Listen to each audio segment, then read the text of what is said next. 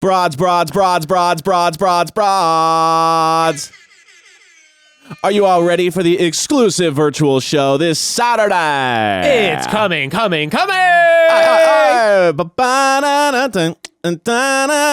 are you pumped? I am so pumped. It's going to be unhinged, not safe for work, insane. We're going to be doing shots. It's going to be hot. It's after hours. It's after hours. It's going to be amazing. It's going to be fun. If you guys remember last time we did a live show, it was lit. We definitely were just like going off the hinges. It's very unfiltered. different. Very fun. Group dynamics, couple dynamics. So it's going to be this Saturday at 6 p.m. And if you get a ticket, you can watch it for like 5 days after too. Yeah. Which is nice. You have access for a little bit. You can rewatch it. Yeah, and the broads are bringing us in, so it's the group dynamic. It's the family is coming together for this, obviously the most insane finale ever. So we're going to be diving into it. It's going to be insane. Come on down to the Monster Truck Rally. No, it's going to be insane. Also, if you're going to miss it, Evan and I will be doing a Q&A recap the following Friday.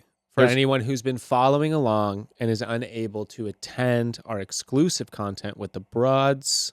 There's so much content in this finale too. So you guys are going to have so many questions and so many thoughts, and we want to get into it, we want to address it. Yeah, because we're not going to address everything. And as we all process what happened throughout the week, new questions are going to arise as we get new information. And Evan and I want to answer those for you because we're all on this journey together. It's an emotional journey, and we want to be a part of it with you together. So we love you all. We cannot wait to see you Saturday night, and we will see you the following week. Bros only! And welcome to another episode of Chatty Broads with Becca and Jess.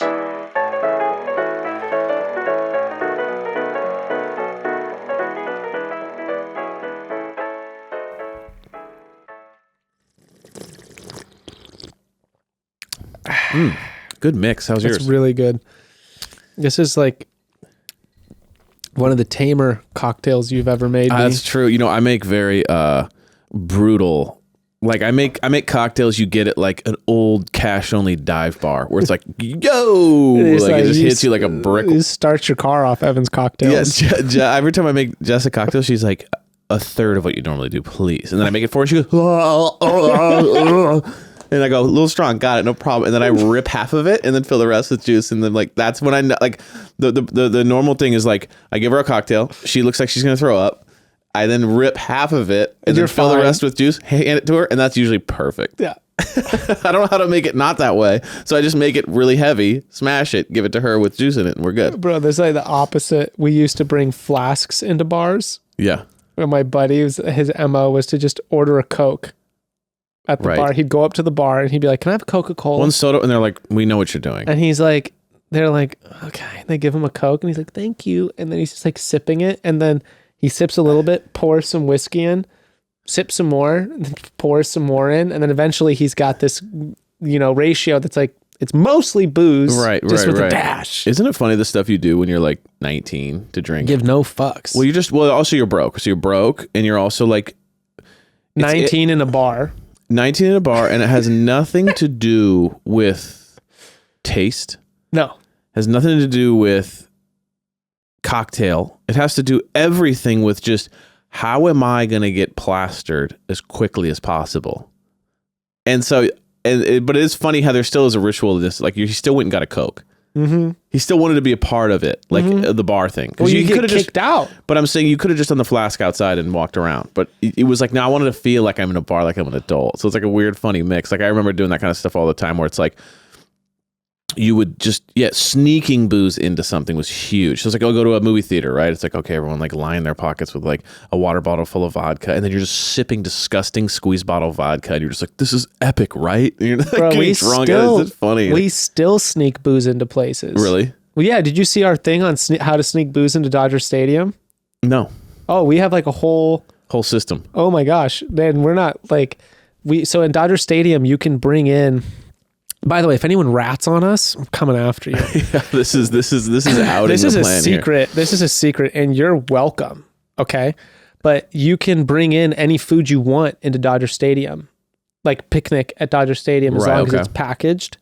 So like you don't need to bring in like Vaughn's food, but like you can we usually go to like a Chinese barbecue spot, order a bunch of Chinese barbecue and bring it in like plastic containers. Okay.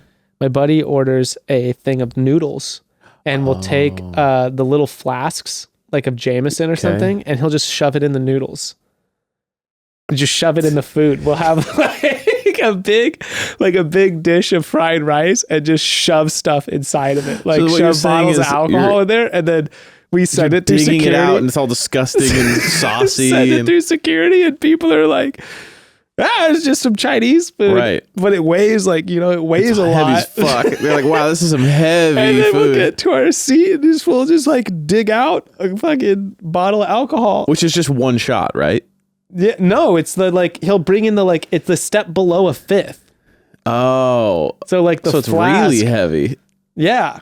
But we'll bring like a couple of those into Dodger Stadium because you're like, dude, beer at Dodger Stadium. Dude, it's like $25 for a small beer. Yeah, it's so we're crazy. Like, fuck buying the beer. We'll just drink water, bring our water bottles in, and then we just have. Now, do they check water bottles? They have to be empty, but you can bring in sealed bottles of soda.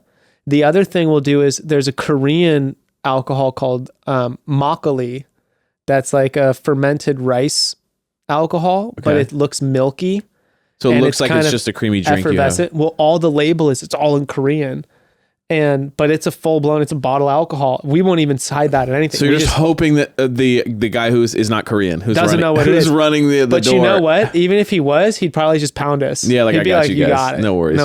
You guys went to this length. You deserve a buzz. Oh, absolutely. No one else knows what it is. You just walk right in. So that's my two things: is bring in makgeolli. They will have no idea what it is, or you just got to hide your alcohol in food.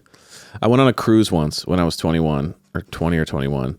And you're not allowed to bring booze on a cruise, right? Because that's how they make all their money, right? It's super cheap to go on a cruise generally. It's like a couple $100 almost. But free food, but it's like really expensive alcohol. Like 6 beers by the pool is like $120. You know what I mean? It's just stupid.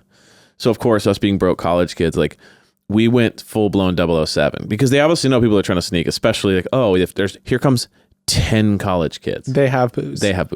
But we went like 007. We like cut the lining of our luggage, filled it up, and like put bottles and like different skinny flasks and stuff in the lining, and then like reattached the lining so that it was just like you open it up and there's nothing in it. God. But it's like a 70-pound bag with just like 10 pieces of clothes. You're like, wow, this guy has some heavy leather in here. The lid of this, this is industrial.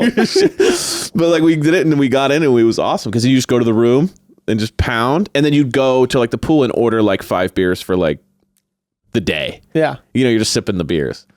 So it was like a way to do it, but it's just so funny how like... How was the cruise? I've always been terrified of going on a cruise. A cruise is, this is my personal opinion on a cruise is it's definitely like one of the lower end experiences of a vacation.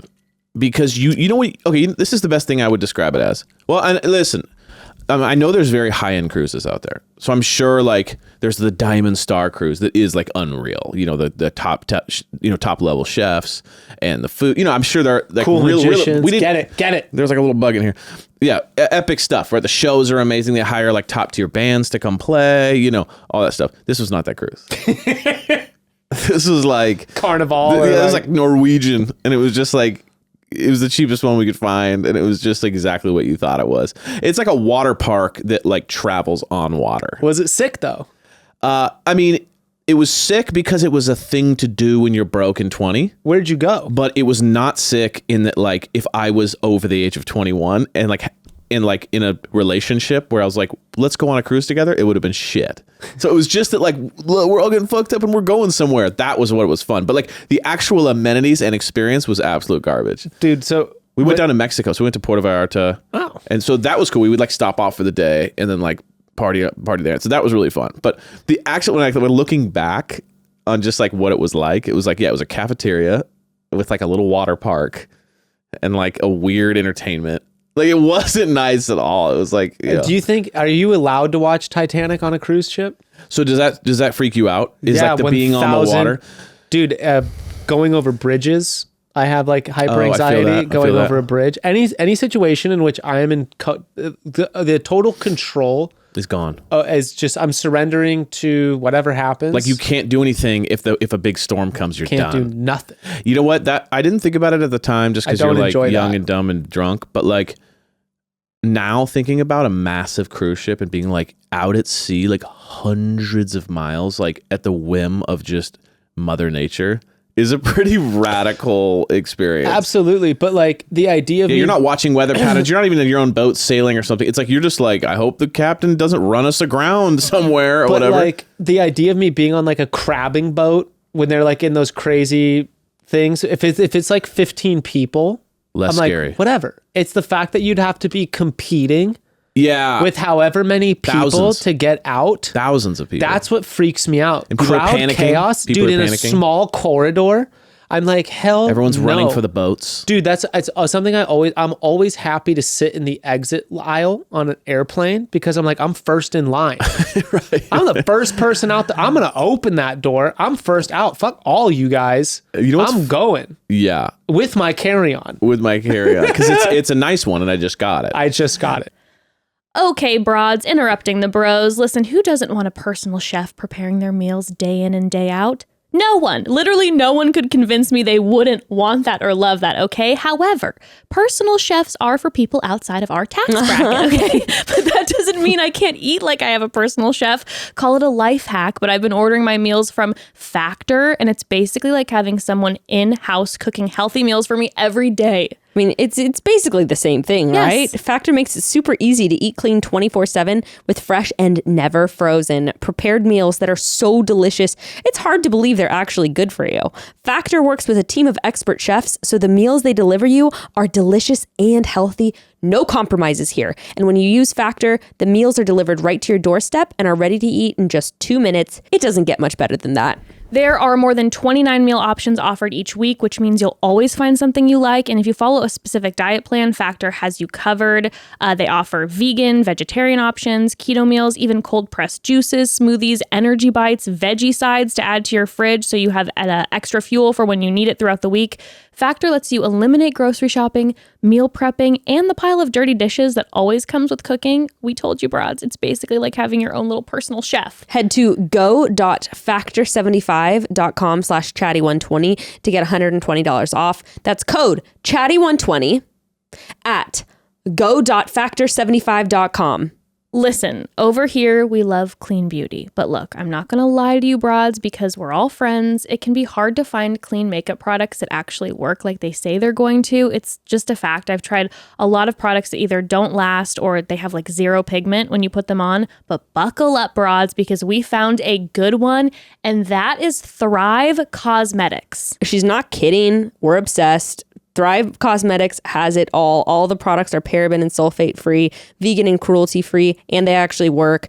We're both freaking out about their liquid lash extensions mascara. Oh my gosh. Okay, it's actually the best-selling product. It's got over 20,000 5-star reviews. My eyelashes have never looked better. Seriously, it lasts all day, no clumping or smudging or flaking, and it's working double time because not only does it make your eyelashes look incredible, it's created with nourishing ingredients that actually support longer, stronger, and healthier-looking lashes over time. I love that product, but that's not all that we love about Thrive Cosmetics. Oh no. They have so many other amazing products. And on top of that, they go the extra mile with their Bigger Than Beauty initiative, which means for every product purchase, Thrive Cosmetics donates to charity organizations that help women thrive. They support so many amazing causes, from helping women emerging from being unhoused to fighting cancer and so many more. Now is the time to try Thrive Cosmetics for yourself. Right now, you can get 15% off your first order when you visit thrivecosmetics.com/chatty. That's Thrive Cosmetics. Thrive, CAUSE, like a good cause, that kind of cause. CAUSE Medics, METICS.com/chatty for 15% off your first order. With the plane, I do full surrender. You just let it go. I let it go. I'm like, dude, if this thing's going down, like we're done. So there is no like, I'm gonna think about a strategy and how to. No, that's the only place in my life where I just go full surrender. Whatever happens, happens. I might as well just try to get it out of my mind. Do you medicate before you go on a plane? Do you have to relax? No. Take pills or I've anything? always been a pretty good flyer. It never really bothered me. Like every once in a while I'll have like an existential moment where like, oh my God, I'm 30,000 feet up, and the only thing separating me from imminent death is a tiny little piece of glass, and the wings just go like this, and you're like, all it takes is a weird gust, but then, I calm back down. But I very much sympathize with people who like are absolute terrified of flying, because it is the most insane thing when you think about it. Dude, we're on a jet missile 30,000 feet up in the air. Like, dude, it's insane. I always think of David Bowie, the astronaut song, when he's like, oh, I'm just floating in a tin can. I don't know that one. Oh, dude, Major Tom. Oh, that's Major Tom. Yeah. Oh, okay. There's a moment where he's like, I'm just floating in a tin can far above the sea. Like, just like, this is insane. Nothing I can do. Especially like in the 70s, it was even worse. Dude, and I think about that where I'm like, we're just literally hurtling at like hundreds of miles an hour in literally a tin can made of like aluminum and styrofoam. Yeah, and they've jammed us on to make profit. So it's not even like maximum safety meets maximum comfort. It's like, can we get rid of a third of an inch to fit one more seat on this thing? Dude, and when my brother was an airplane mechanic, and he would talk to me about that stuff of like, there's one of the crazy advices that they gave when he was going through school was never to write your name on your tools, which is sort of counterintuitive because the tools are like super specific and oddly expensive, like some of them. Airplane tools. Yeah, so you don't want to lose it, but they were going, if you fuck up and leave your tool, which has happened. Oh, you're responsible. You're accountable. So they were like, you never want to be accountable. Yeah. And they were like, never write your name on your tools. Never mark them in any distinct way. Leave them like ridiculously generic. So no one, it's like, I don't know. I don't know who it was. I don't know who didn't tighten that lug nut and now the fucking wheel fell off while the plane was trying to land. I don't know. Yeah. You know. It doesn't psych me up to like go on a plane. Well, and that's the thing too, is there's so many miscellaneous pieces that put a plane together, like, and all it takes is one thing to go wrong and it's all over. I think what freaks me out is I like to think of this plane as like this massive thing, right, that like is immovable, and that like it doesn't matter what you do inside, it just is immovable object.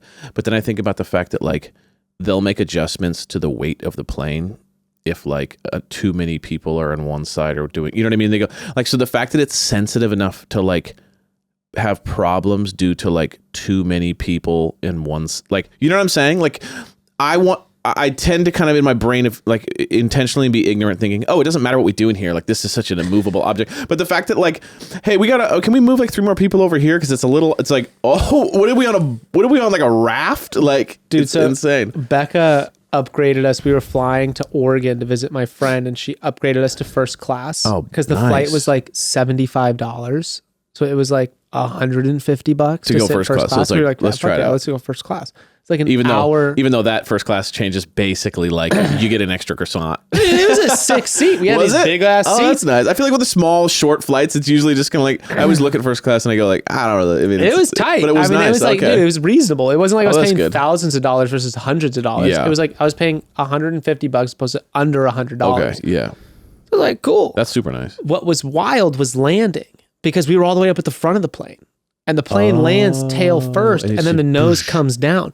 I've always been in the middle, or I'm oddly always towards the back, like by the bathrooms or some shit. So I'm always like one of the first people. So it's probably the smoothest, dude. But it was like you're up here, you're like, oh, we're landing, and then it literally goes boom, and the thing comes down, and I was like, whoa, like that was you felt it the most. I was like, this is cool. There's kind of like a little ride at the end. That's fun. I was like, that's fun. I've never sat at the front of the plane before, so I was like, this is exciting. This is what the pilots experience. I have only flown first class. I've only flown once or twice with it, and it's definitely like, oh, got it. You know what I mean? It's like, I see.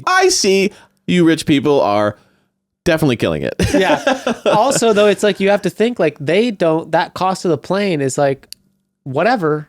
Oh, yeah, it's not a big deal. You're not going to enjoy first class if you're like sweating about what you did to fly first class. It's got to be, it doesn't matter. But then it doesn't matter. But most of the time, a lot of those, more than half the people in first class are business people who fly so much. They don't even pay for the plane ticket. They're just getting upgraded automatically because their miles are so out of control. and they get like added on these lists. Like it's one of the interesting things looking at COVID effects on businesses. Like the airplane industry was largely, you'd think like, oh, I only fly because I'm visiting my family somewhere.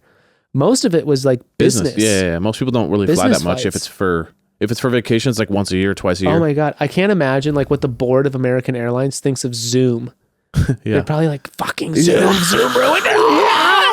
War on Zoom. Oh man. Like how many has one guy just ranting and they'd be like, yeah, but fucking Zoom. And meanwhile, he's on Zoom. Meanwhile, yeah, they're having the meeting. They're having the board meeting on Zoom. Except no, it'd be like Microsoft, whatever Microsoft's version is, or like Google Meet. They'd be using Google Meet. They boycott Zoom. Speaking of meetings, broads, when was the last time you had a meeting that was necessary?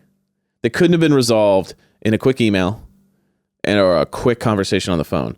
I feel like 98% of meetings are just like an excuse to like kill time. Like meetings in general are just like, yo, someone could have put this in an email and we all could have like listened to it or looked at it and been like, cool, sounds good. And then the two people that it referred to could have just been like, oh, actually it's 9 p.m. And they're like, cool. Yeah, actually that makes sense. Good idea. Cool.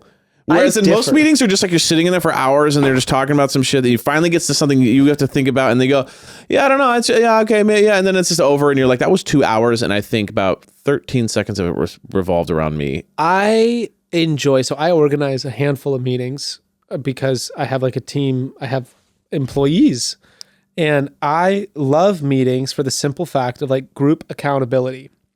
Whereas like if I tell people like, hey, like this very simple task needs to be done. If I send it as like a general message into like the work Slack channel, it's like everyone's supposed to see that. Right. You assume that they saw it, but there's not like the eye to eye check in with everybody at the same time. And I'll always bring that up in my meetings and I'll be like, so you guys, like, so now that we've all talked about it, everyone understands what we're doing, right? And they're like, yeah, like we get it. Like it's super simple. And I'm like, cool. So if any of you don't do that, like if any of you don't do that super simple task that we're having a meeting of because it wasn't being done. So now at this point, if it's not going to be done again, we have a serious conversation. Yeah. And that's like the thing where I'm like, I like having everyone forced into a situation where they all have to admit that they're all on the same page. And at that point, see, I thought you were going to say something like, I like it for team building. You're like, no, I'm trying to. I like team building. I like having a positive, I like having a positive team morale. But the thing is like when everything's going smooth, there's no reason to have a boss. It's when everything's going negative and someone has to come in and be like, guys, we have to organize this. We all have to do our thing. We all have to pull our weight. It's easy to get comfortable. It's fun to have fun. I don't care if you guys are having fun. But technically, you could have written an email that just said, hey guys, love you all. You all are killing it. But these things, you I guess have not been cleaning the whatever. And if it doesn't happen, we're gonna have to talk. You know what you could see, like if it doesn't happen, I'm gonna have to start pulling you guys off the side for a while. I'm gonna have to start pulling shifts, whatever it is. Think about when you worked like a job like that. Like, you know, I'm probably a terrible boss because I'm so mellow on like, at least I think I am in some ways, where I'm like, I'll literally tell them, I'm like, I don't care if you do your homework on your shift as long as everything else is being done.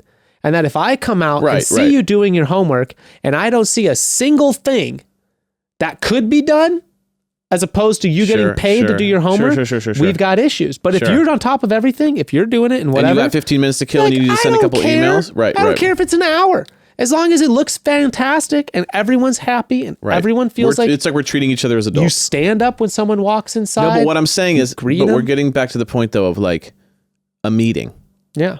Like I understand all the intricacies of what you go through, but it still could be resolved with a text or a call. Like if you're like this, let's say you got... More what I'm getting to the point of is like, of all the things I've worked in and all the businesses and all the different clients, everything.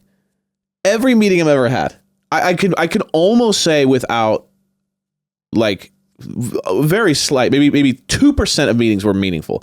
Every other meeting is like, there's too many people in the meeting.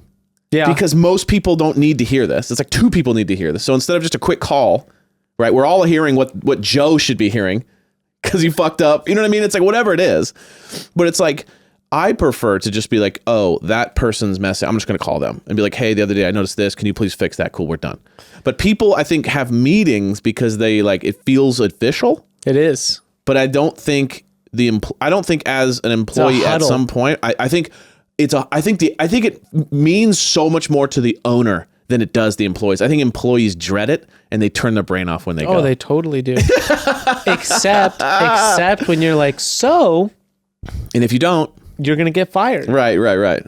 To be like, oh, if this is so stupid and a pointless waste of time, don't fuck it up again, or you're going to get fired. Cool. Great meeting, you guys. I want to hear from the broads.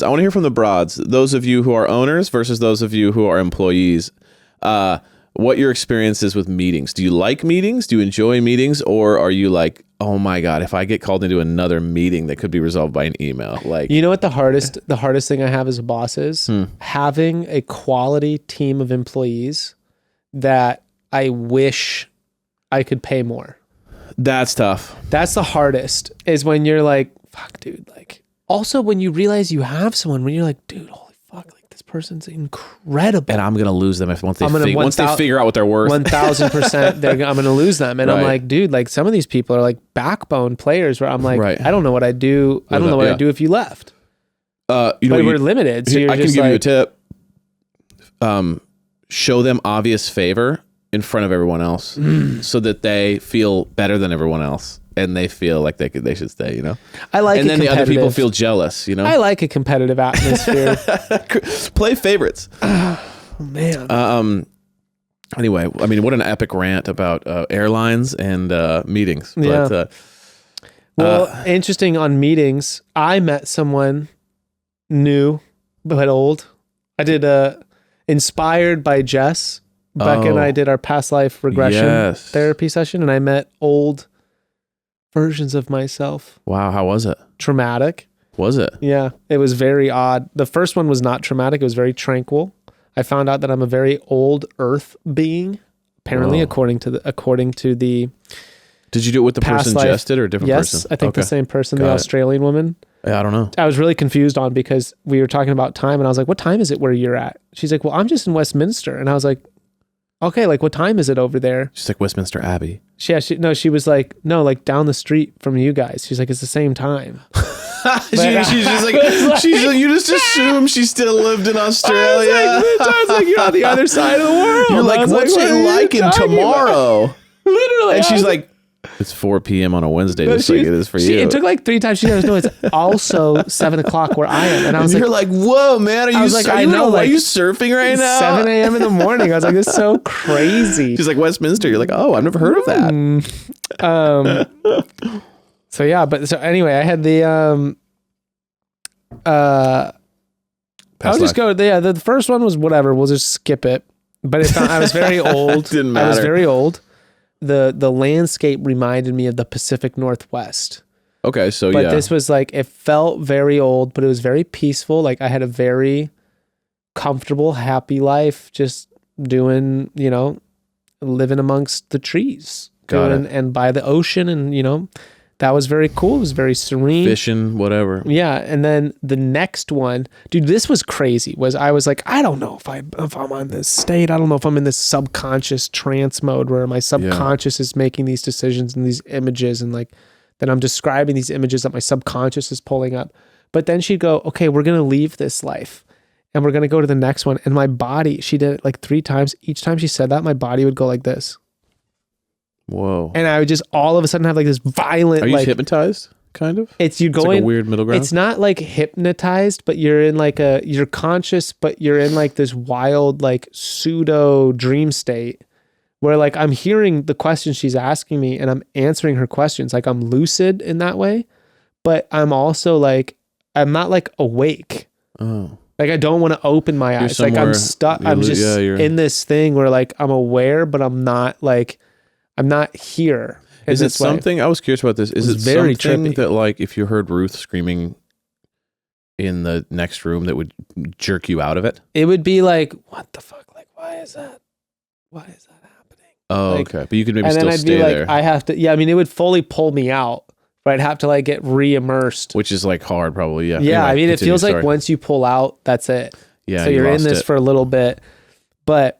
So anyway, I was like having these like body twitches when she's like, we're going to leave that life. And I'd be like, okay. And then all of a sudden I'd be like, and I'd be like, what the fuck? And she'd be like, we're going to go to this new one. And I'd feel myself like go through something. And all these images would flash across my face. Like I'd just start seeing, and I'd be like, oh my God, like there's a horse, there's this woman, there's all this stuff. In the second past life, I was a woman and I was fleeing my village that had been like, or like, you know, my home that had been like attacked and like brutal violence had occurred. And when the first images I saw was like a horse. It was a horse and a dead tree. And then this woman's face looking back at me like kind, but there was like this kind, resolute, like resolve, where it was like looking at someone younger being like, we're doing this because we have to do this, but like, it's going to be okay in this way. And we were like crossing this desert. And she was like, why are you crossing the desert? And I was like, it feels like we have to. It feels like we have to be crossing the desert. And she's like, are you leaving like your home? Like, can you remember your home? And all of a sudden she said that. And it was like this well of like deep emotion pulled up. And I literally just started like instantly, like my nose flared up and my eyes just teared up. And I was like, oh my gosh. I was like, everyone's dead. And you're not a crier. No. At all. And I was like, dude, and it just like came up and I was like, holy shit. Like, oh my gosh. I was like, it's like super violent trauma from like home. I was like, it's like razed to the ground basically. And I was like, that we're looking for like a new place. And that's this resolve looking back at this person. And then I died in childbirth. Whoa. That was my thing. And then that was like, basically I came out of it and she was telling me that I was going to have like these spirits who like live like around you and help guide your soul like through your past lives were there with me. And we were like, she was like, okay, spirits, like, is there anything else that this person like needs, whatever? And it was like, oh no, like they're silent. There's nothing else. That was like, whatever's going on subconsciously, there's like a lot wrapped up in just like this extreme traumatic life that this woman had, that I had as a woman in, you know, however many lifetimes ago. Whoa. If you know, if I want to fully invest in that and be like, oh yeah, like, no, it's real. That's what came up was like, what? Dude, it was fucking crazy. That is so wild. It was so vivid. What was so weird was like the image, what was really weird was the emotional response to not being like, because before I was like, I'm seeing these things, like, I don't know. And then all of a sudden when she asked me about that, I was just instantly like, I'm crying. Why is that like, and I was like, it felt so real and like true in this strange way. And I was like very shook by it. I was like, this is not okay that this is like, you know. And then she was telling me like 2 guys out of 100 will identify as a woman in their past life. Oh, so it's rare. It's extremely rare. I'm extremely special. Yeah, I was going to say, like, wow. And I wanted to share that moment with the broads because I've been recently in the last 48 hours, I felt very in touch with my feminine side. I love that. Yeah. So when you walk away from this experience, what is kind of the goal? Well, she asks you stuff in the beginning of like, what are things you wish were like different, or like, what are things that you were aware like about yourself that hold you back? What are like sort of not like flaws, but things where you're like, well, like I'm afraid of commitment. Sure. Or like I find myself being angry all the time, or like, these are just examples by the way, or just being like, no, this is what you struggle with. It's okay. Yeah. You're leaking it. Things of like, I don't know. It's being like, so like there could be very specific phobias. So it's so you're looking for answers to questions you have in your life. Well, it could be like, I'm extremely afraid of the dark, or like I'm very afraid of heights, or I'm afraid of spiders. The phobias was like a big one, because in her mind, then it would be like, oh, well, maybe you had a past life where you like got bitten by a snake and then died. And so now you're horribly afraid of snakes. Right. Or, you were locked in a dark cellar and never saw the light of day. And so whenever it's pitch black, you go into like a full blown panic attack. Like, fascinating. Stuff like that. That's like, okay, maybe there's an answer to that, because you have this, like, you're suffering from trauma from your past life, from this experience that's never been dealt with. Wow. So, and that's when I was like, when she was talking about that, I was like, whatever, dude. I was like, I'm just, let's just see what happens. Right. And you were like probably very skeptical of like. Yeah. I was not expecting not expecting to So therefore, it was probably pretty powerful because you weren't expecting it. You know, it would kind of doubly as intense. And also, like, as opposed to like said, really wanting it, you know, it could probably let you down maybe. What was weird was she was like, "Are you very emotional normally?" And I was like, "No, it's not like I don't experience emotion, but I'm always like, why are you crying?" You're kind of like, what is crying gonna do? Did you tell her that you don't experience human emotion? Did you tell her that? Yeah, I did. I told her I'm removed. I'm isolated. I'm like, I'm numb. I'm numb to all this. Dude, she was also like, when we were talking about that, she's like, look, like, if you're willing to embrace it, like this was like a very real past life. Yeah, right. She was like, someone who had gone through that would have very little patience for people who are like overly emotional about certain things. Okay, broads, interrupting the bros one more time. Listen, 2022 is the year of trying new things, for me anyway, and I'm extending that to all the way down to how I move my body every day. I want to push myself to try new forms of exercise that I've never tried before, like, you know, that I've been doing.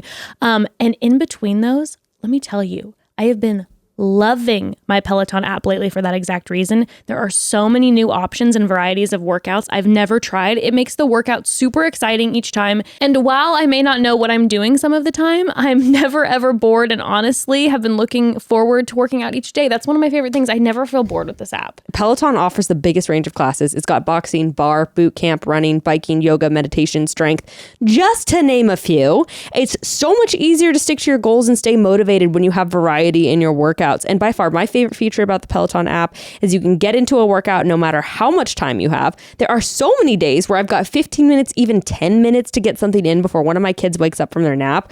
Or maybe I have a whole hour of me time after they go to bed and I want to move my body a bit longer. Whatever time frame you're working with, Peloton has tons of options for you. I have literally done their 10-minute arm workout like while the kids are eating breakfast, and I'm just standing there like doing my little crushing it, just with my little 3-pound weights, just crushing it. I suggest the Artist series, by the way, when you're really feeling like you need an extra push. If you close your eyes mid-workout, it's almost like you're at the concert. Almost. Okay, fine. It's not exactly like that, but it's a nice distraction and always a good one. My first ever Artist series class was Beyonce, so you know I was hooked from the get. Visit onepeloton.com to learn more today. That's OnePeloton.com. Onepeloton.com. Is that what you walked away with? I don't know. Or did you walk away with like more of like, yeah, what did you walk away with? I'm not going to try to. I don't know. I'm still like kind of processing through like, I don't even know if I'm like, oh, it's real. It's not. I'm just sort of like, the thing that's really sticking with me is like, why was that this huge upsurge of like emotion? Where did that come from? Because I have those feelings when I'm like thinking like what I most have those feelings about is like my kids will be in this wonderful state for like 4 years. I see this on Instagram. This thing comes up on Instagram all the time of like this rehashing this thing of like, your children will only be like this for maybe 4 years. Yeah, and right. Before you know it, it's gone. And like that shit will hit me where I'm like, dude, that it's true. Like we were talking about their toddler bodies, how like toddlers have these gigantic heads that are disproportionate to their body. And as your kid starts to grow more, they become more proportional. And when that happens, you realize that they're into like a child. They look like like mini adults instead. Yeah. Yeah. And I was like, fuck, dude, Ruth is like that right now. And I thought that shit will make me cry. She's starting to slowly transform. That will hit me. But it's like just that. Just that. I'll cry about my kids all the time, but I'm like, that makes sense. But like other stuff, family, like death in my family trauma, all that stuff. I'm like, no, you just deal with it. It's just life. Like that's gonna happen. Like that stuff happens and you're just kind of like, yeah, it's sad. I recognize it's sad, but it's like, we all knew something was coming. We all knew it, you know, in this way where I'm like, yes, like we can all talk about it, but I'm not like, I was very, very close with my grandfather. When he died, I never cried. It wasn't like it was like I wasn't sad or like I was like trying to avoid it. It was more so just like, I don't know. I remember my brother was crying like crazy at his funeral. My cousin turned around and literally said, we started laughing so hard in the funeral because my cousin turned around and said, cry me a river, build me a bridge, and get over it. To my brother. And I just like, I was like, I have to leave. That's pretty dark. I was like, this is so out of place. And I was like, but it's also, I was like kind of vibing with him on that. Got it. Because he was like, there wasn't that many people like that. Like there weren't that many people showing that much emotion. And my cousin was just like, button it up. Fucking get it together, Abel. Like, what are you doing? Sounds like your cousin has some suppressed. We're not going to go too deep into my family. Maybe like expose. We're not going to go too deep into it. But basically, it was like when we started talking about that, that's what she was like telling me. It was like that might be something like your disposition towards that could be ascribed to past life trauma, which is like, I don't know. I mean, in all these things, it was so funny. I was like talking to my mom about it because my mom had done past life regression. And when Becca posted about it, my mom hit her up and was like, I was a World War I fighter pilot. And she goes, and I took my plane down. My mom claims that she crashed her plane in World War I to her death to save other people's lives. And she goes, and I was a man, a handsome man too. Yeah, it wasn't like an ugly man. No, she was like, and I was a man. I was a very handsome. She's hideous man. She was like, I was a very handsome pilot. It's like, did you just watch flying Pearl over Harbor? London? She was like in the air raids. Seen Pearl Harbor. That's World War II. But she was like, she was flying over London, dog II. fighting. You know, she's in like the dog fights, pew, pew, fighting the Red Baron over London, and she crashed her plane to save other people's lives, I guess. And then, you know, she was handsome. But it's like, I don't know. It's like kind of, I'm interested in Broad sending in their past life regression stories if they've done it. I find it crazy interesting at this point and be like, you know, not only if you did it, but like my mom, we were talking about, she's like, I've never forgotten it. She's like, I don't know what it means for me now, but she's like, it's vivid. Yeah. She's like, it's super vivid. And what's weird is once you do it, I don't think you could ever forget it. Sure. It like sounds that's amazing. A memory to me now. The experience is the experience, but what I emotionally went through is like, that is like, it feels very real to me, which is very odd because I'm like, I don't really know what to make of it. Yeah. But that emotional response wasn't made up. And especially because like you said, like, I don't have that. It's not like I'm overtaken suddenly with like grief all of a sudden. Yeah. Wow. Fascinating. It was odd. Yeah. That's awesome, dude. Well, I'm glad you get to experience that though. It's probably going to help maybe open up some other sides that are maybe closed off for you. Maybe if an uncomfortable topic gets brought up in couples therapy, I'll just shift over to that. Yeah. And I'll talk about how, you know, we'll talk more about my feminine side. I love that. Yeah. It's a way to kind of like, like distract from maybe some issues that are going on. You just go, well, actually, and then you could just dive into what you just dove into. Man, well, that sounds traumatic and basically kind of a good way. Sorry to bring all that. I hope we find the light side of it.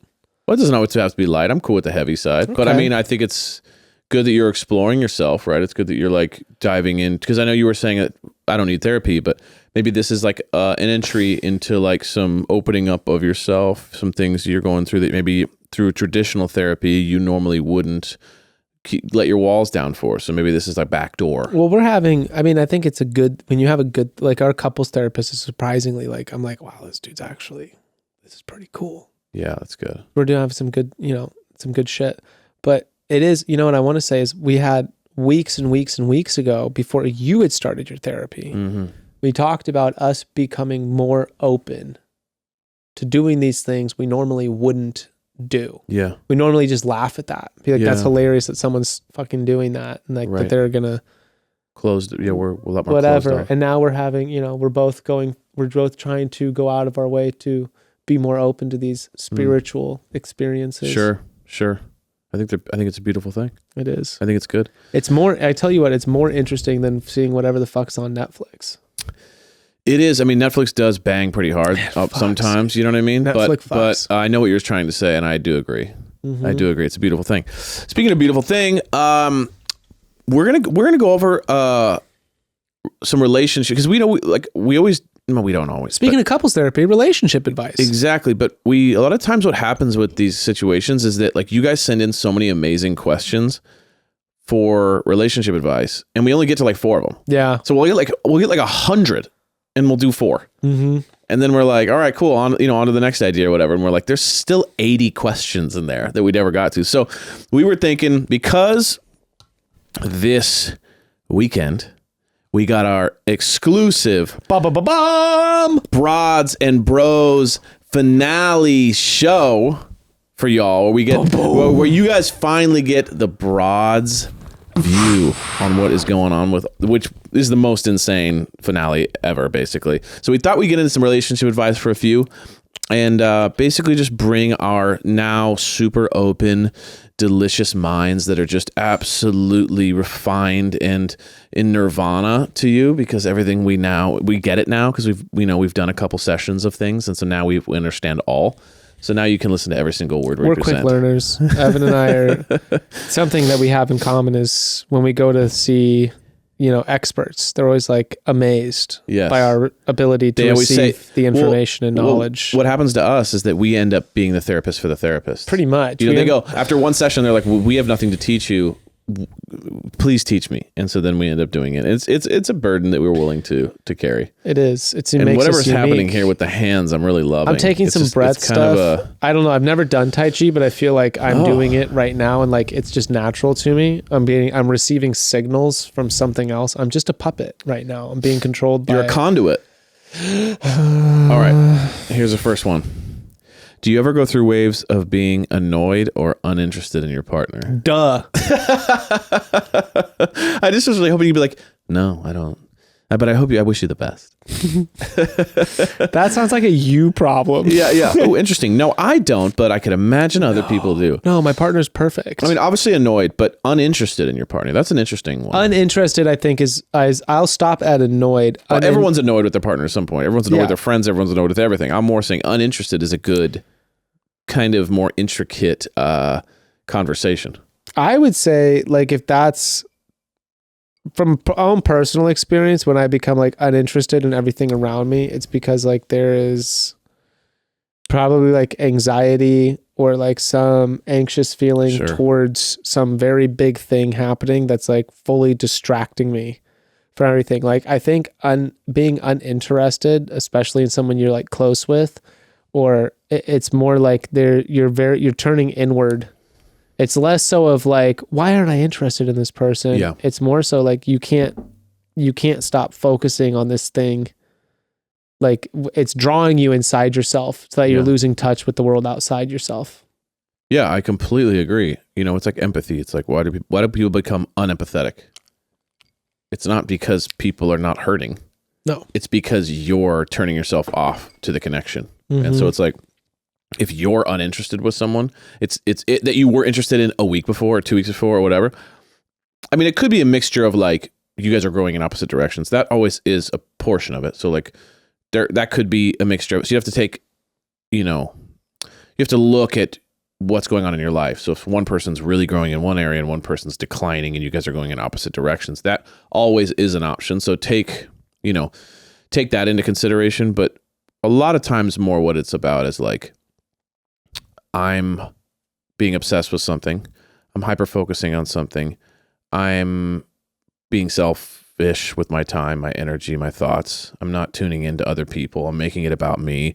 I'm anxious. I'm frustrated, whatever. And those things are metabolizing into... Are we on the same page anymore? It's a lot of times it's like they're just not meeting your every whim and need. And so then you're feeling like we're not on the same page, when in reality, I think it's like maybe you need to do some work on yourself, which will happen. Yeah. The answer is yes. So the answer is, what do you do with it? I mean, and that's where I think like in all these things, it always comes back to like, what are we going to do with, like, what are we going to do about this in a way? But I do think like it's very clear, Evan and I agree on like that. Uninterest is more of like you need to resolve something inside yourself. Yes. In order to get like back in touch with the world outside of you. I go through it a lot with stress about like my business of like when I can't focus on or think about anything other than that, when it's the first thing I think about when I wake up and it's the last thing I think about when I go to sleep, and it takes me away from whatever it is that I'm doing, where it's like I'm not hearing things that are being said to me because I'm so deep in my own thoughts and I'm going a million miles an hour down this like spiral of something I'm not in control over at the moment. Like I can't resolve any of this until tomorrow. But because of that, it's like I can't stop focusing on it because it's unresolved. You know what I mean? 100%. And that's like stuff that's something I've become very self-aware on, like I'm trying to work on, is how do I let go of that to be present for when I'm here for those, for my kids in this very precious window. Yeah. I think with that, I pull myself out of Instagram. That reminds me about that. Right. I think at the end of the day is it's like the stresses of life are always going to be there. There's always going to be something new to stress you out, to pull your focus, to make you feel distracted by all these things. I think that people put a lot of pressure on themselves to have genuine interest, where I think sometimes you need to fake it till you make it. So I do feel like there's a little bit of the psychology of, let's say you get home and your partner's saying something that's boring as shit to you because you're thinking about all the things you got to do. You're thinking about whatever. And they're like saying something that's just so uninteresting to you. You're feeling this is the third day in a row where they're going on about something that you're just like, I could care less, right? I think sometimes what happens is that you're just in your own self so much that you need to fake like you're interested. And then sometimes it'll kind of allow you to kind of snap out of it. Like even if you just go, oh, I'm not interested in what they're talking about right now. But instead of being like, yeah, totally. Yeah. Go, you know what? No, I'm going to force myself to snap in here. So if they're talking about how crazy it was that the weather, or let's say they're talking about politics and you're just like, I'm so over this. First of all, you can tell them, hey, right now's not the time. So don't fake it. Not faking. It's okay sometimes because it'll allow you to snap in. But if you're unable to do that, you can also be honest with your partner and say, right now's not the time, but I want to be able to do this later.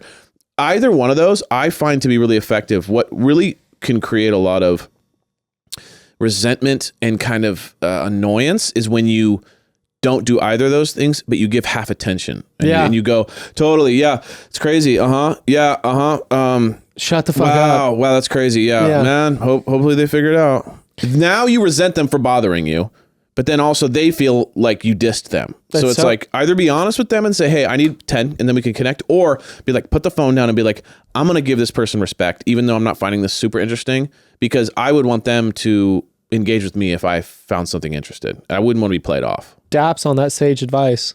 You know what I mean? All right. I feel like we killed that one. No. Absolutely killed it. All right. Next. I don't ever want to hear that question again, brods, because now you all have the tools. Yeah. The perfect answer has been given to you by our mind melding. Grow. Grow. No, hey, we gave you the seed and we watered it. We've provided the sunshine. Now let photosynthesis happen and just become a beautiful. If you don't succeed on it, it's on you. Yeah. Okay. This is good. How do you keep the romance alive after having a kid? Fucking freaky, baby. Get weird, baby. Get super weird. Actually, though, like similar to kind of the last question. Actually. Yeah. Just be intentional. That's mine. Yeah. Also, this is, I think, like I strongly recommend finding your voice during sex. For that. Start feeling confident in vocalizing what you do and don't like, what you do and don't prefer, what you wish was happening, or what you want this person to do for you, and vice versa. Ask them. Open the doorway to have a conversation about this thing, because it's really difficult and really embarrassing and feels extremely vulnerable. But also, sex is incredible and awesome, and we're one of 2 animals on the planet that has sex for pleasure. So you might as well be extracting as much pleasure as possible, because we have the other animals, dolphins, just so you know. But we have way more options than a dolphin does. It's true. They're trying to swim around. They're trying to do it in the water. They are, and like there's no gravity. There's no, they can do like 3, they can be doing spirals and all kinds of stuff. They are, but that would make me kind of dizzy. That's true. But we can dress up. That's true. We have toys. We have technology. We can bring the tech into the bedroom. And that's some that's some fucking crazy stuff. But let's address the other side of romance too, because I don't think it's just sex too, because the romance side of things is huge too, because I think sex is amazing and but sex is not what gets you through the hard times. I feel like a lot of times so it's like sex is, there's moments where it can help you heal those moments, and I think it's beautiful, but at the same time there is that whole level added of the journey of romance, which can be a beautiful thing, right? It's like treating each other nice, doing nice things for each other, tuning into each other's needs, trips, dinners, and it doesn't have to be like money spent. It could just be like intentionality. I think it's like tuning in. Well, it's like what makes good sex is that you're not thinking about other shit. Is that you're in the moment, completely invested, not thinking about anything else, tuned in with your partner. I think the same goes with romance. Is it's like be intentional about it. Like book the thing, plan the thing, be around it. Have it be a point of focus. Don't let it happen by accident. Don't go, oh shit, what are we going to do tonight? I don't know. What do you want to eat? It's like, no, if you're wanting to like make the relationship have depth romantically, it's like you got to go out, you got to think, okay, next Wednesday, I want to plan, I want to think, and then you're going to be able to like really open up. And there's a big thing I'm relating to, and that is you need to take the attention off you. Yes. And make them the priority. 100%. If you do that during sex, you're going to have a crazy different experience, because that's what it really is all about. It's not like about, you might as well just be masturbating if it's about you and your end result. The cool thing is when you're thinking about their end result and their experience, their level of comfort. And that's when the magic happens. The magic, and that's across the board. That's life. I mean, honestly, it's two people really caring. It's also not every time, but when you're doing like what you're talking about, when you're creating intentional time, when you're creating everything that leads up to that. That's when the magic happens. Absolutely. That's right? Because it's like set yourself up for success. So it doesn't mean plan every minute of it, but it's like plan it so that you're creating moments to have spontaneous moments, right?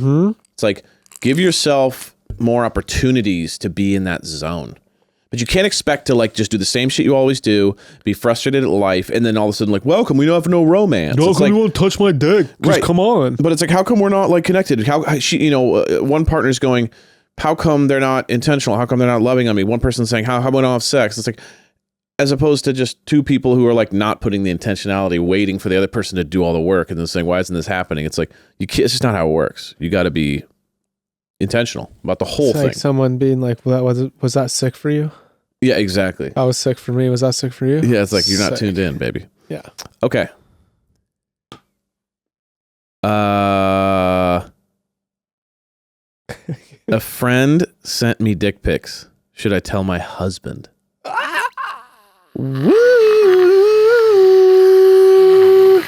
Someone doesn't want to be in the friend zone. Someone's like, you know what? I liked you since junior high. Someone's like, here we go. Friend zone for far too long. Here's a picture of my. So a friend doesn't mean husband's friend. It means like her friend. Her friend. The classic guy they don't tell you to worry about. He's harmless. He's so sweet. Oh my God, he's so nice. Dick pics. Dick pic's a wild move, but anyway, what do you think?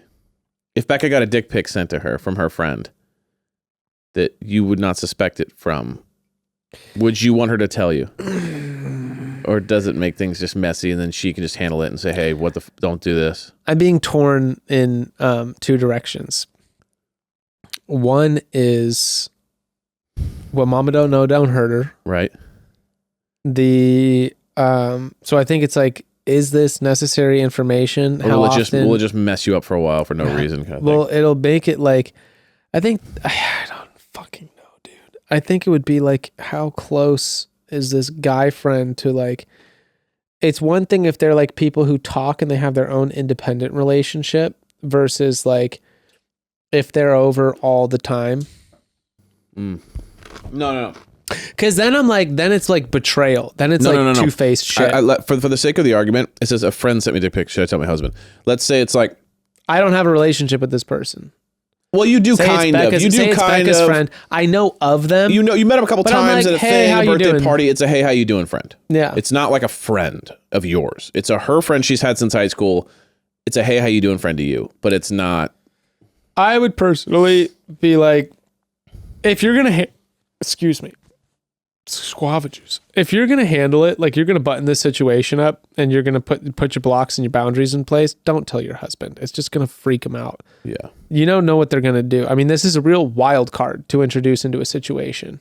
I don't know what I would do. Yeah. Well, here's my thought on it. I think it all depends on your husband a little bit.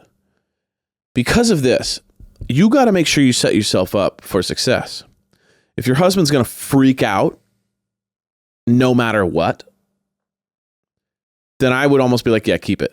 But if he's an understanding guy, then it's almost like you want to be blameless in the situation, because what you don't want is 2 years later for him to find out accidentally while one of your other friends is drunk and like is talking to your husband and says, isn't it crazy that Kevin sent your wife a dick pic? And you're like, what? Well, then now it looks like you've been hiding shit. So you gotta really figure out the situation. To me, then it becomes, well, what did you do?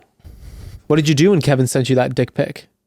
But even still, it'd be like, oh, I told him to stop. But it's like, it can just make you look like you're hiding stuff. So what I'm saying is it really depends on your relationship with your husband. If he's like someone who could understand, you'd be like, hey, this happened, just so you know, I shut it down right away, blah, blah, blah. I just want to let you know. But if you just play it off and run, you got to know, and you got to be okay with the fact that it could come out and it could make you look like you were hiding something. I mean, which you just have to be okay with. That's a risk you take. As adults, that shit is not innocent. Like if you're in high school and someone's like, oh my God, like I've loved you since middle school. And then you're like, well, the feeling's not mutual. That's a resolvable situation. If someone's been harboring those feelings and then they drop that bomb on you, like in your 30s. Baby, you dropped the bomb on me. At least I think like this. It's like, well, then what was our entire relationship? Are you just waiting for this opportunity? Well, no, it's not about the other person. It's like wild distrust. No, but it's not about the other person. It's not about the dick pic sender. That's a whole different problem. I'm more just saying, what do you do with your significant other on this issue? I think it's just like, holy shit, I just got a dick pic from Kevin. What do I do? There's a few perspectives I have. Is it good? What's your thought on it? Yeah. Like, do you like their dick better than mine? Right. And if you do, then I'm going to go kill this person. Right. That's such a guy response. If it's not, and we can sit and laugh about how pathetic this display was and how, sad their penis is, then we're all going to have a good time. We can sit and have a guava cocktail and laugh at their pathetic penis picture. Got it. The PPP, baby. The PPP. That's a different kind of PPP than we all been talking about. This is a good one. How to be less jealous in a long-term relationship. My view on this is self-work. That's exactly what I was going to say, Evan. Daps. Fist. Sage advice. Next question. Yeah, just realize that jealousy is a real thing. And it's a sense of like protection, right? Of what you love. But at the same time, extreme jealousy is usually a sign of, I think, this is just my personal opinion from personal experience, is like usually extreme jealousy is a sign of that you're using other people to give you validation and self-worth. Have you ever gone through that? I've never been a really big jealous person, but definitely have dealt with it in relationships and such. And I think that once like I think that like I think I show lack of self-worth probably through other ways, less that way. And I think that like, but I think it's the same kind of thing, which is like you're using something else to make you feel good about yourself, which is like your loyalty of your boyfriend or your girlfriend or something. When in reality, it's like you need to get to a place where you're not relying so heavily on other people's opinions and views and actions to validate yourself, so that if they do something to betray you, it's painful, but it's not controlling your every emotion, So I just think it comes down to like work on yourself to where you have enough validation and love for yourself to where like other people's actions can't make or break you. And I think it'll allow you to kind of relinquish some of that fear, and be okay with the worst case scenario a little bit. Yeah. I think it's important to admit if you're jealous. Oh yeah, you have jealous. to. You have to deal with it. I get jealous about things, but if I'm, it's very different than if I was in denial of my jealousy.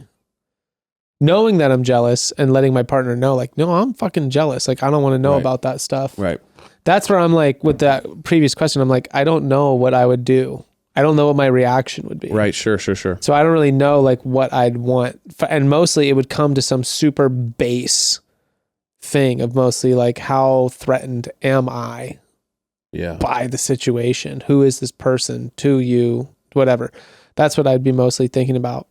Yeah. I also just think that's sort of pathetic, but I mean, jealousy is a real thing. I mean, not jealousy. I'm like, if I were dick pic. If there's girlfriends, like, look, I'll admit, there's girlfriends I've had. There's girlfriends I do have where I had a crush on them at one point in my life, but we were like, whatever. We grew up together. Yeah. We all date friends.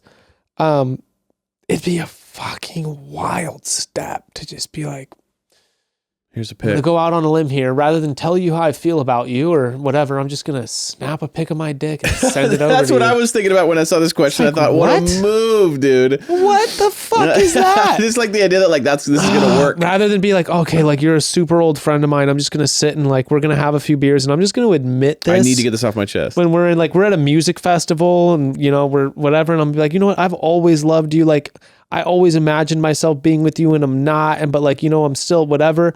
That's very different to me than just like, here's an upshot. Wednesday night. Right. Here's my cock. But that's what I'm saying is like, I don't know how I would be like, I don't know how you continue to talk to that person without addressing the penis. All right, here we go. Did you ever play the penis game when you were a kid? No. Where someone says penis and then you just say it louder and eventually whoever's saying it. Oh, I definitely. Someone's like, penis! Yeah, at like a restaurant or something. Yeah. Right. I definitely at some point. Great game. Okay, this is the last one. I'm in love with my boyfriend very much. Oh, good. That's it. No. But okay, I'm in love with my boyfriend very much, but sexually we are not a vibe. Thoughts? Oh, that's a tough spot. That is a tough, man, because it's really hard to find really good love. You know what I mean? Like it's hard to find like someone you really connect with. What's interesting to me about this question is to not have a sexual, it's one thing to go through sexual dry seasons, right? Where you're like, oh, right now we love each other so much. Sex has been kind of bad, or like we haven't been on the same page or something like that, but we've had amazing sex for years and whatever. It's another thing to never have had good sex and be very much in love with someone. That means your guys' connection is very strong, but maybe, or if it's, if it's something that you feel like there's work to be done. Yeah, like if you really put the work in. I would circle back to what we were talking about before of like communication during sex and make like your wants clearer. Yeah. How you want to be touched, how you want to be interacted with. Maybe it has to do everything to do with foreplay, everything leading up to sex, or like just your partner's general approach to it. Or like, maybe your approach to it. Maybe you have like, maybe you're bringing some stuff. Maybe you're bringing like, some baggage or whatever to that situation. But I'd be like, or some previous sex was always like this for me. Now it's not with this guy. That means it's bad sex when in reality it's just different sex, Exactly. But I do think, I firmly believe sex is more about intentionality than chemistry. I think the hardest part going towards that is communication, because we've just like, I think culturally we've really fucked up the way that we approach sex to begin with. I think there's like a lot of guilt and shame, and it's like become this very taboo thing. And we've like ascribed like a lot of negativity towards embracing sex as like an activity, when like it's probably one of the cooler, more awesome things you could be doing. Right. Yeah, it's interesting. And even saying that sounds weird. It's like makes me sound like some sexual deviant. At least like I think that if I say it out loud in a way.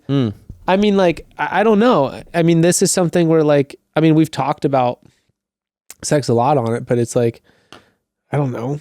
I think like I would love to see culturally us take a much more positive attitude towards it.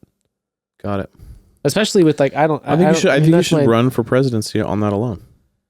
Stop. Becca was teasing me about running for like city council, and we were like, it would literally ruin my life. I would be so out of control as if I was on city council. Well, like you said, I think you would be good with the grandstanding. You can kind of, that's kind of a move. So I think that. Why are the streetlights dimmer? I'm running on this. Okay, so why do they have more streetlights north of that street than south of that street? That is intentional city planning. I find this. What is going on here? Yeah, we need to get to the bottom of this. They have cement trash cans while we have plastic. You're more like a riot causer. Oh, I'm more so like it's unequal. It's inequality. What is going on here? Right. I get very upset by that intentional inequality. I do not enjoy it. I despise it. I despise it. To wrap up the sex convo, I also think like when it comes to chemistry with your boyfriend, it could be also the way you guys do things. So like in decision making, right? Some people make decision making analyzing the emotion of the room and go, we should make a decision because of this, this, and this, and it might offend these 3 people. But then if we offend these 3 people, we'll lose these 3 people, and they'll kind of be against the whole group. Like they analyze it that way. Some people, it's just numbers. But then they burn half the room, where the person who's analyzing the emotion may be lost on some of the numbers. So you need to kind of come together with the concepts, like the emotional side and the logic side, to really win. I think sometimes with sex, some people can be like, you can have one person on the room that's like highly emotional when it comes to sex. So it's like very intense. It's romantic. They love to be, in the moment and like bonding with someone in a very spiritual way. And the other person's like, I just like to have fun and have it be chill. Right. So it could also be like meeting each other in the middle. So it could also just be the fact that you guys aren't speaking the same language, but if you guys connect on meeting each other in the middle, I think that like that's where the chemistry could build. Well, my caveat to that is those 2 examples to me are like, if I'm having casual sex with someone new, then the like, I'm just chilling kind of thing is like far more sustainable. Sure. No, but if this is our boyfriend. If it's long term, I think the latter. You gotta like work on that's finding what you the language. have to work on, because you can't just go back to your you can't go to your book of like, here's the 3 things I do really good, and this is gonna work out for me. It also has nothing to do with moves or anything. It has everything to do with like vibe. You got it's some all moves, like you gotta speak. Of course I got moves. Dude. Are you kidding me? Are you kidding me? Of course I got moves. Should we open some packages? Yes. All right, we're gonna open up a couple packages. Time. Last time we did this, Evan we opened up dog treats, and both Evan and I had some, and then Evan just kept eating. And I forgot it was a dog treat. He was just eating. I was just gonna eat it. I was like, totally, man, that's crazy. After the episode, oats, and I was like, oh, this is the dog treat. We were talking. He wasn't even on film. He was just eating it. You want to open up the cool one? Yeah. So this one's from this guy. It's from this guy's company that. Apparently he's an admirer of Evan and I, but it's Kelly Slater's Never heard of him. Apparently. We have one from Kelly himself. From Kells. From Outer Known. That's pretty cool. That's super cool. Oh, dude, I hope it's got like tickets to Pipeline. It's just like, no, you know what would be brutal is if like this had been sitting here for a while and it was tickets to his last one that he won, and then like they're just expired tickets. I would be how devastated would you be? I don't know what I would be like in flights and just the whole thing paid dude, for. I would be like, do we open this up and there's like it's like a whole package thing. for an expired event. Yo. Sick. Oh, 2 of them? Yeah, let's maybe. go. And candy. Wow. Gosh. Dude, this is fire. Whoa, cool. I feel like we got the right colors too. I feel like, what size is yours? Medium. Perfect. Large, medium. Wow. The colors are fire. Wow, this is a really, really nice gift. This is really I was not expecting. That's probably why they were texting you. Like, hey, did you open it up yet? Yeah, they were like, dude, like, we saved some stuff. This really is long cool. time ago. Apologies to people who have sent us stuff a long time ago. We had to limit how many we open in a single setting. Oh, look at this. Aloha, bros. Already just absolutely love it because I've been to Hawaii in a couple of years and I want to cry. Are you tearing up? This isn't a really small business, but I feel like y'all need these cozy shirts for early surf sesh or at the crag. At the crag, baby. Yeah. That's what we call it when you go climbing. Yeah. At the crag. Sick. Thanks for all the laughs while in public places, making me look like a true creep. Sandy. Oh, Sandy, we love you. I love that. Incredible. Okay, so it's not from Kelly, it's from Sandy. It's from Sandy. She sent us some sick shirts. Incredible. Wow. Outer Known. Just made my for night. People and planet. Incredible. Mm-hmm. Amazing, amazing, amazing. Okay, I got one here. Bros, this is my small biz. I design kid socks made ethically in the USA. I hope all your kiddos love them. I love you and I love the broads. Much love, Lauren. This Little Piggy Company. I love that name. I love that name. Ruth told me today, we were all barn animals. She was like, She's like, Mommy would be a horse, Frankie would be a dog, I would be a peacock, and Daddy would be a piggy. You're like, go back to your room. It's like, fuck you, dude. Piggy? And I'm like, who do you think you are? You're a peacock? Yeah. She's like, I'm the coolest one. Of course you are. Just like throwing her feathers everywhere. Look at these adorable little socks. Which ones are going to fit Emba? I think they're all the same. I think they're all like, there's 2 sets of everything. I like it. I love these. Look at how cool these are. These are very cool. Wow. Thank you so much. What was your name? Lauren. Thank you, they're Lauren. all different sizes too. They're so cute. These ones will fit little Frankie. These ones Ruthie can grow into. And these ones these are so cool. Thank you so much. Should we do one more? Mm-hmm. As Frankie would say, yeah. Yeah. Yeah. What this? Ruth, bro, I had eaten chocolate. Mm-hmm. And I had like eaten chocolate right before I was going to read her a book. And I was still chewing on it. And she stopped and she goes, what that smell? That's Ember all day. She goes, what that smell? And she makes me open my mouth and she puts her nose in my mouth and she starts smelling my mouth. And she goes, I want some of that. Yeah, she goes, that's chocolate. Where's that from? Mm-hmm. And exactly I was just like, I died, dude. I was like, what that smell? She's like, wait, that's some good stuff. What are you eating? What is that? What dat? New books to love. Well, we're going to have to fight over it because we only got one. Okay. Ooh, dated. Here's so you know how long it's taken us to get to us. This is dated December 14th, 2021. I'm so sorry. Well, dude, we can't go through all of them. I have like a whole stack of packages at my office I have to bring in. There's some really special stuff in there. I know it, and I apologize. And also, we grab them randomly, so we could grab randomly. The thing we got last week right on top. Yeah. We'll be better about Evan that. and Grayston. My author, Samantha Allen, and I are such enormous fans of the show and thought you'd enjoy an advanced copy of her first novel, which combines a Bachelor-esque setup with an old-school creature feature twist. Ooh. Well, I kind of feel like that's your vibe, dude. It kind of is, dude. Look, it's that like King Kong holding a dame right there. Love that. Without further ado, allow me to introduce you to Patricia, a woman-loving lady ape. Yes, you read that right. And the woefully misunderstood eponymous star of this bold and wholly original fiction debut. This laugh-out-loud, bracing satire follows the final 4 contestants of a reality television dating show to a remote island in the Pacific Northwest, love the setting, where they'll film invasive interviews, stoked rivalries, and snappy one-liners in the name of love. And unbeknownst to them, Patricia is watching from her place in the shadows.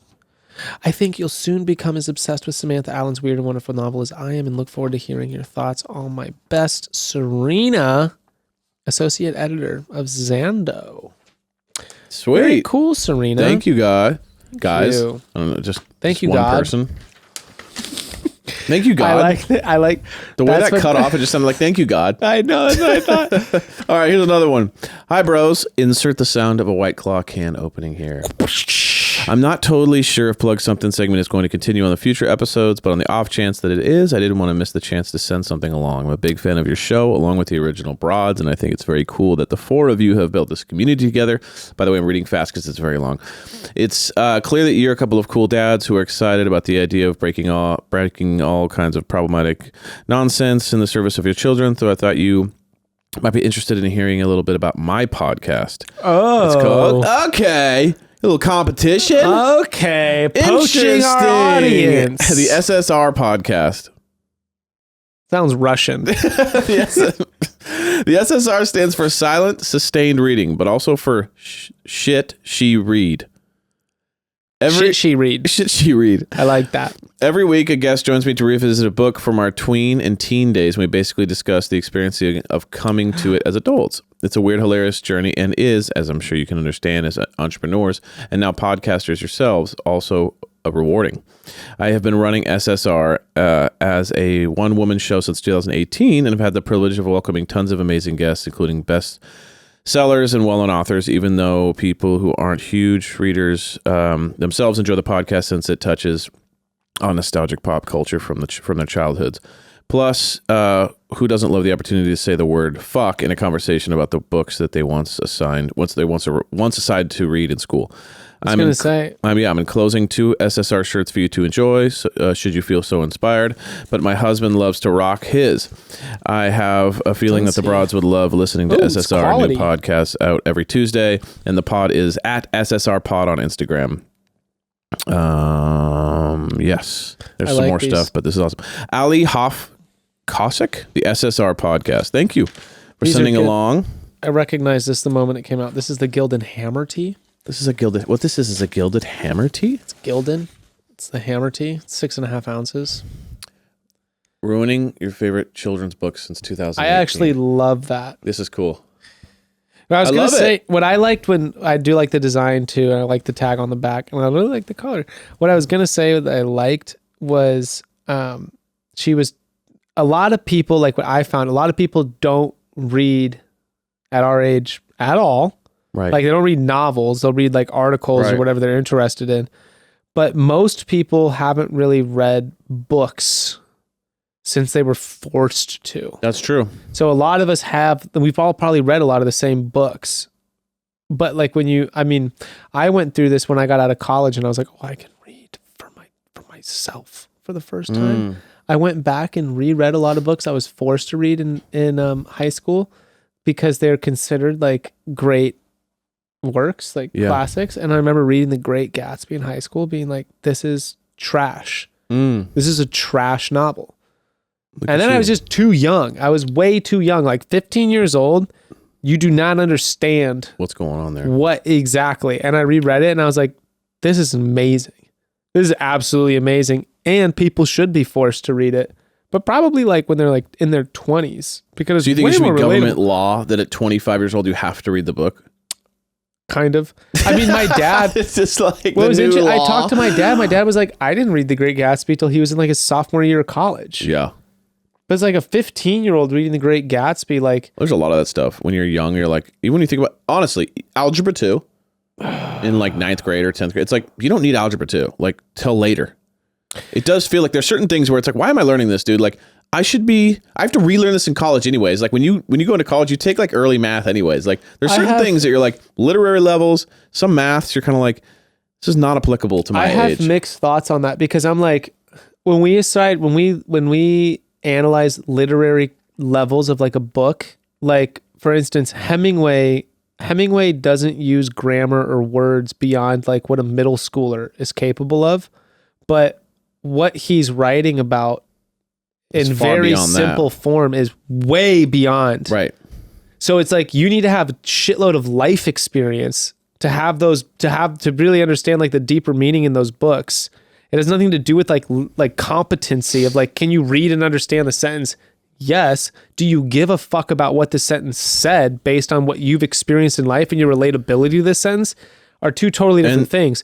With math, my caveat is like, bro, we have 14-year-olds able to understand Algebra 2. 30 years ago, they wouldn't have taught Algebra 2 unless you were like in advanced placement and like out of college and in grads or some shit, like you'd be in something.